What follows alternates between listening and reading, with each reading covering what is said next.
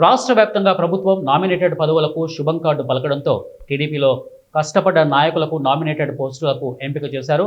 అందులో భాగంగానే కోసగిలోని 6వ వార్డుకు చెందిన నడిగేని అయ్యన్నను ఆర్లబండ సహాయక సంఘం చైర్మన్గా మంత్రాలయం టీడీపీ ఇన్ఛార్జి రాఘవేంద్రారెడ్డి అధిష్టానానికి పంపాడు.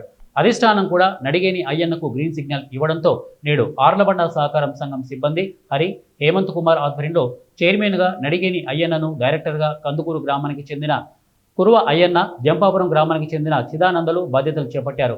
ఇక మంత్రాలయం టీడీపీ పార్టీలో నడిగేని అయ్యన్న తనకంటూ ఓ ప్రత్యేక గుర్తింపును తెచ్చుకోవడం జరిగింది.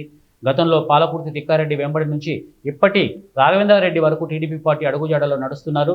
గతంలో నడిగేని అయ్యన్న కొసిగయ్య గుడి చైర్మన్గా కూడా పనిచేశారు. కొసిగయ్య గుడి ఆలయం అభివృద్ధికి నడిగేని అయ్యన్న ఎంతో కృషి చేశారు.